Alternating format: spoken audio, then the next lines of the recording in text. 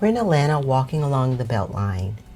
I wasn't looking for anything specific, but wanted to spend time in parts of the city we hadn't explored before. And the BeltLine and the Carter Library felt like a good place to start. We parked near Krog Street Market and decided to walk from there, passing restaurants, people biking and running, outdoor seating. Everyone seemed to be moving through the space at a different rhythm.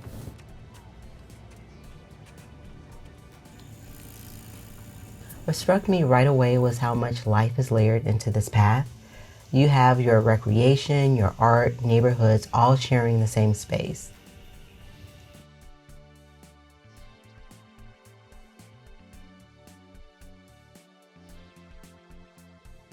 There were long stretches of green, with signage pointing out native grasses and wildflowers, a kind of contained wilderness in the middle of the city.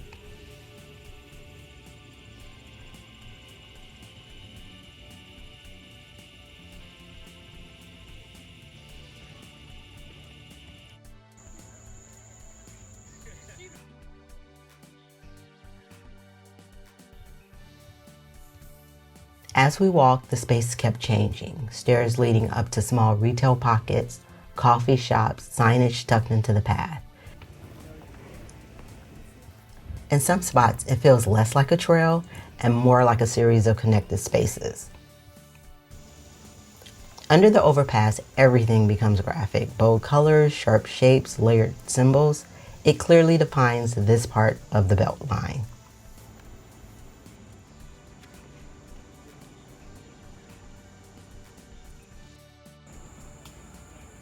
What stopped me was this metal rhino head. Strips of steel welded together to create form. You can feel the craftsmanship and how the material was handled.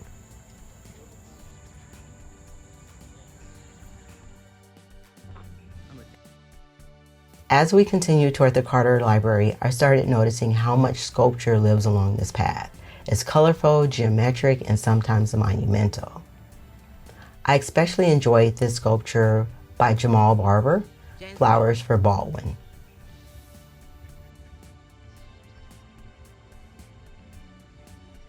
As we approached the library grounds, there was a subtle change. These are pretty. Do you guys volunteer? Yep. Leading into the library is a rose garden. We arrived while volunteers were planting new bushes.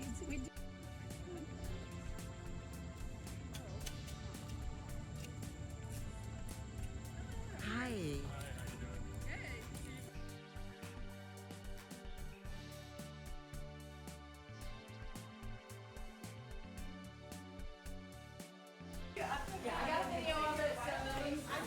Inside the library, the focus turns to the life and work of President Jimmy Carter, not just as a political figure, but as a person shaped by his time. One space that really intrigued me was the submarine exhibit. It's designed to suggest being inside a submarine, but without the claustrophobia. The space contains curved overhead structures, metal wheels, knobs, and panels, all arranged to transport your imagination and to tell a story.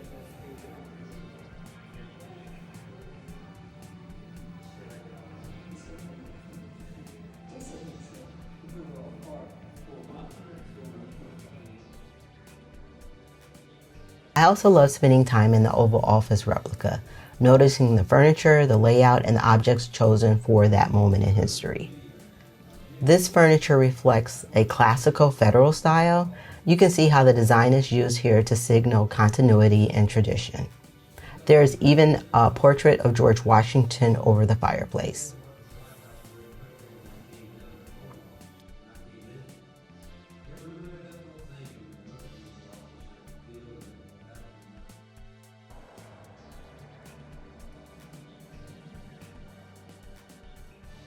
This section feels completely different. The space opens up vertically and horizontally.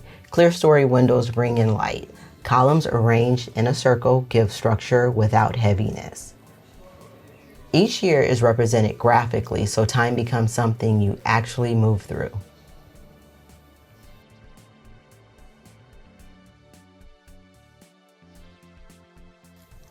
This portrait really intrigued me. At first glance, you see President Carter, but as you get closer, the image reveals itself through objects.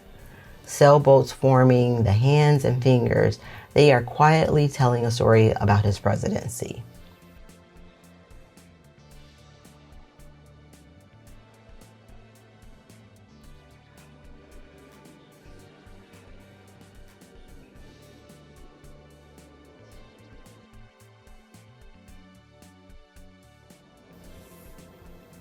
What also caught my eye were smaller objects, like this signed photograph in baseball.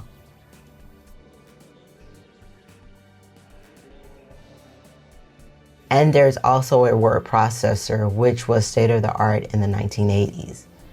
It's a reminder of how quickly modern becomes history.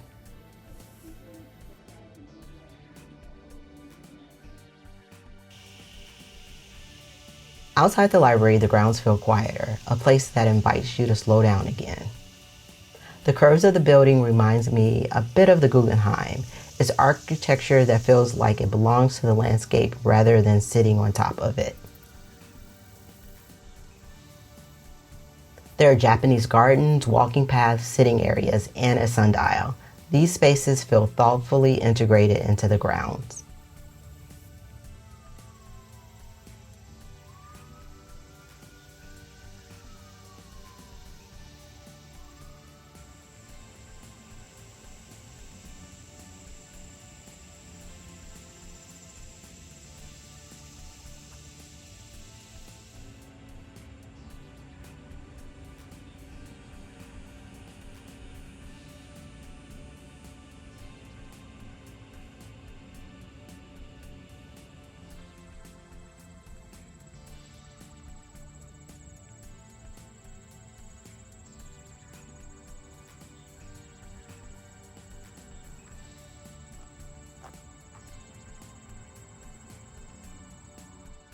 So I'm walking around the Presidential Library. I was in the Japanese garden area and that trail path, and I came around to the sundial. So I'm just gonna keep walking. I'm walking toward the parking lot, and then I will move closer to the front. I got a nice little glow of sweat going on here. It's starting to warm up. I think it's about, 10:30. So I would get here pretty early. The museum opens at 9:30, just because it's just warm.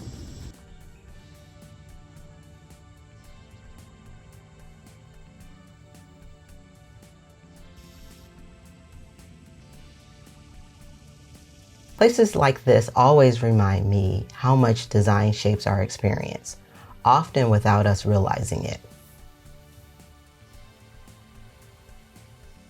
I stopped to sketch in front of the building, not to make anything finished, just to block in big shapes and proportions. What stood out was the symmetry. It feels balanced, formal, very presidential. Sketching is a simple way for me to slow down and really see.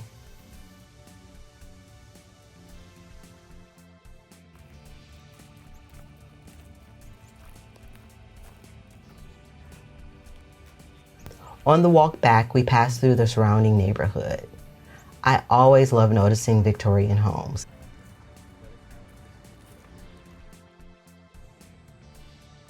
And then, unexpectedly, this Bob Marley mural.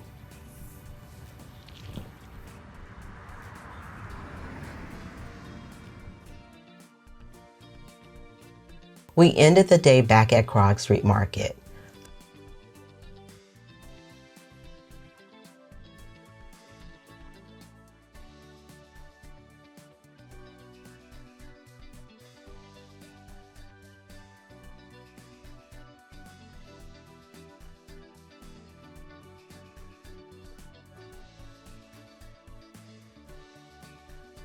So many food options, but we were craving something familiar.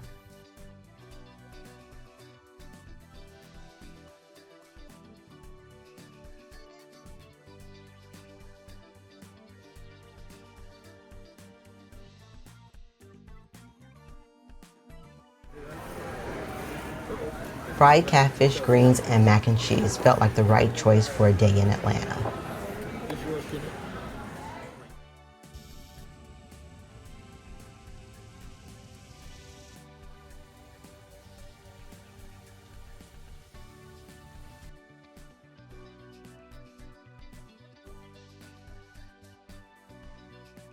As we headed out, I kept thinking about how cities reveal themselves when you take time to walk and when you let your attention wander a little. I love to know what caught your attention here and what you enjoy doing when you explore a city like this. There's no right way to see a place, just noticing is enough.